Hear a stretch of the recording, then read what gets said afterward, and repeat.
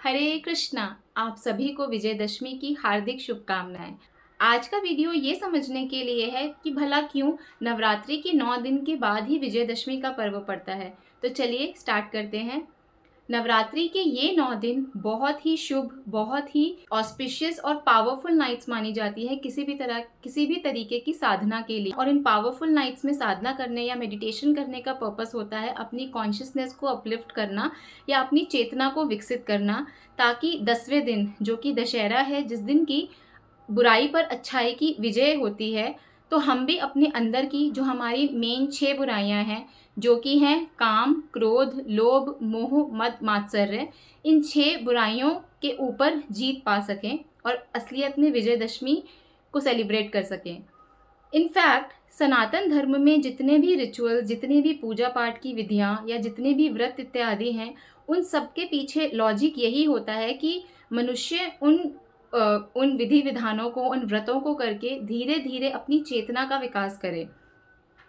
क्योंकि अगर चेतना का विकास नहीं होगा तो आप चाहे जितनी भी रिचुअल्स कर लीजिए, जितनी भी पूजा कर लीजिए, हमारी एक्चुअल ग्रोथ कहीं भी नहीं होगी, हमारा वो एक्चुअल कनेक्शन भगवान से कभी नहीं हो पाएगा। और इसका सबसे बड़ा उदाहरण स्वयं रावण है, जो कि इतने प्रगाढ़ पंडित, वेद पाठी ब्राह्मण और भगवान शिव के महानतम भक्त थे, जिन्होंने अपने हथेली पर कैलाश पर्वत को उठाकर स्वयं शिव तांडव स्तोत्र की रचना की।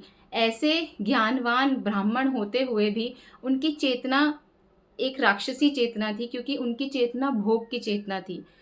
जब हमारे अंदर ये थॉट होते हैं, जब हमारी कॉन्शियसनेस सिर्फ अपने अपने भोगों के लिए होती है कि मैं ये एंजॉय कर लूँ, मैं वो एंजॉय कर लूँ, मुझे ये मिल जाए, तो इस चेतना को राक्षसी चेतना माना जाता है।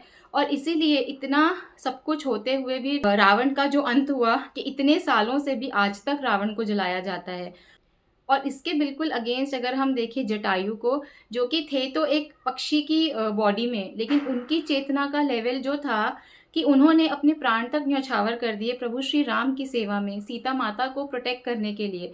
जबकि वो अच्छे से जानते थे कि रावण की शक्ति के आगे उनकी शक्ति कुछ भी नहीं है। उन्हें पता था कि उनके प्राण चले जाएंगे, लेकिन उन्होंने एक बार भी सोचा नहीं कि वो अपनी रक्षा करें, बल्कि सीता माता की रक्षा करने के लिए उन्होंने अपने प्राण दे दिए। और इसीलिए उनकी अंत्येष्टि स्वयं भगवान श्री राम ने की, जो सौभाग्य स्वयं दशरथ महाराज जी को भी प्राप्त नहीं हो सका। तो यही फर्क है एक विकसित चेतना का और एक अविकसित चेतना का। तो चाहे हम कितने ही मंदिरों में चले जाएं, चाहे हम कितने ही विधि विधानों से पूजा कर लें, चाहे हम कितने ही व्रत इत्यादि कर लें, अगर हमारी चेतना में यही है कि मैं और पैसा कैसे कमाऊं, मैं और ये भी एंजॉय कैसे कर लूं, मुझे ये भी मिल जाए, मुझे वो भी मिल जाए, तो सॉरी, लेकिन हमारी राक्षसी चेतना ही कहलाएगी। और हमारा जो इतनी प्रेशियस ह्यूमन लाइफ का पर्पस है वो कभी मीट नहीं हो पाएगा, हमारा भगवान से कनेक्शन कभी नहीं हो पाएगा। मैं आशा करती हूँ कि आज इतने शुभ दिन दशहरा पर हम सब धीरे धीरे अपनी चेतना को विकसित करने की कोशिश करेंगे, भोग प्रवृत्ति से निकलकर। अक्सर नवरात्रों का मतलब लोगों के लिए होता है सिर्फ गरबा नाइट, डांडिया नाइट। वो भी अपनी जगह एक कल्चरल सिग्निफिकेंस है, वो भी ज़रूरी है, बट साथ ही साथ ये ज़्यादा ज़रूरी है कि हम ध्यान और तप के माध्यम से अपनी चेतना को बढ़ाएं, ताकि हम अपने भोगों की तरफ नहीं, बल्कि हम भगवान को सर्व करने के लिए और अपने इस प्रेशियस ह्यूमन लाइफ के पर्पस को मीट करने के लिए इस लाइफ का यूज़ करें। हरे कृष्णा।